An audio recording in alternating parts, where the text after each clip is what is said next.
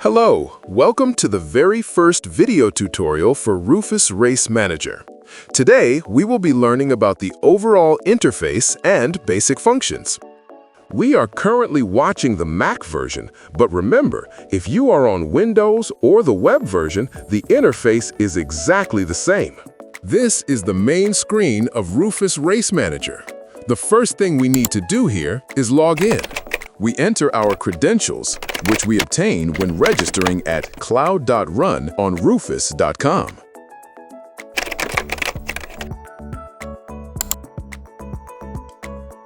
Once logged in, what we'll see is a list of our events. Here, we can see the list of events belonging to the company, where we have draft events, upcoming events, and past events. Every new event is created as a draft event. That's the default state. Let's enter one of the events to take a look at the general layout. But before continuing, let's click the Help button. Let me first explain how the event structure works. The event is the highest level container, and inside it, there are races. We can create as many races as we want within an event. Races are made up of checkpoints, which are the places where we'll capture times during the race. A checkpoint can be shared between races. For example, the same start checkpoint for the 21K race and the 3K race. Then, we can have intermediate checkpoints, which record times along the course. And finally, we have finish checkpoints. All checkpoints can be shared. They can be the same or different physical points within the course. Also, besides races and checkpoints, we have segments. Segments are important because they're used to create rankings. Every race must have at least one defined segment. For example, in this 21K race, we've defined a segment that goes from the gunshot, meaning the start of the race, to the finish point.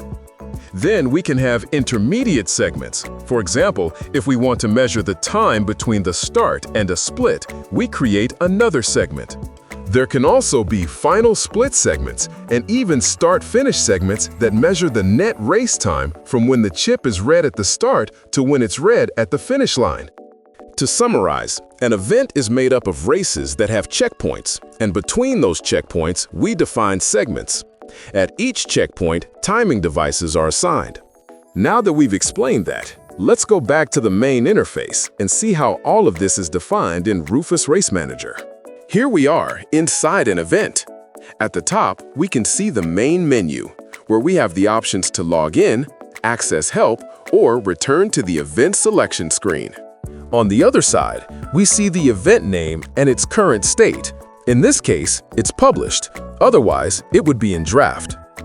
At the bottom, we have the status bar, which shows, on one hand, whether we're connected to the internet, and on the other, whether we're connected to the WebSocket, that is, to the server, to receive live updates.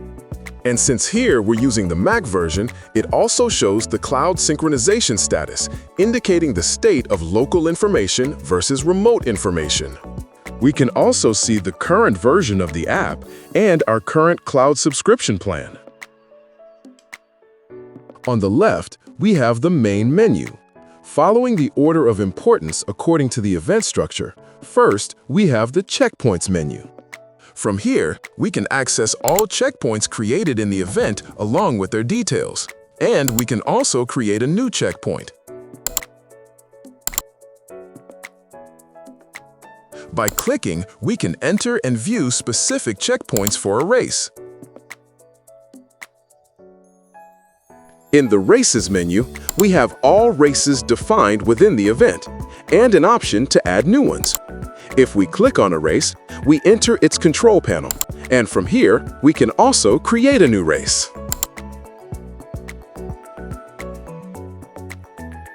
Then we have the Segments menu, where we can see the segments defined for each race. We can click to view or add new ones.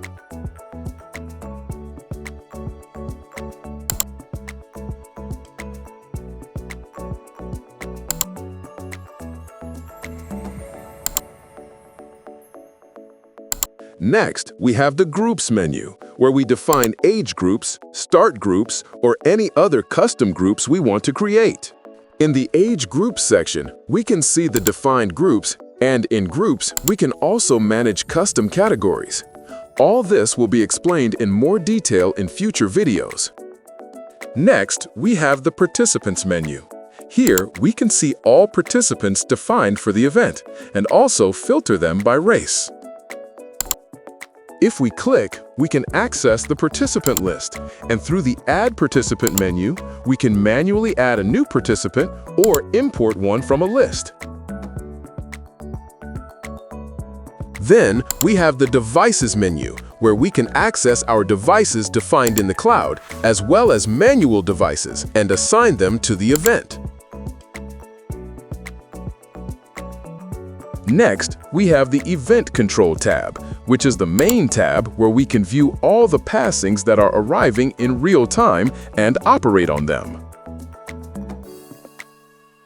We have the Event Settings menu, where we can modify key options for the event, such as the name, date, gender mapping, how male and female categories are handled and displayed, the timing resolution, seconds, tenths, or thousandths, the reference date for age calculation, and notification preferences. If we want to add a custom field, for example, if we want to register the participant's ID, we can add it here. From this panel, we also manage the event state. In this case, the event is already published. From here, we can publish, restart, or delete the event. Finally, we have the Results menu. Here, we can view the results of each race and also the podiums. In Rufus, we navigate with tabs. Once we're done with one, we can close it or move between them by scrolling. By double-clicking on any participant, we can directly access their detailed information. That's all for today. We have learned the general overview of the RUFUS Race Manager interface. Stay tuned for more lessons.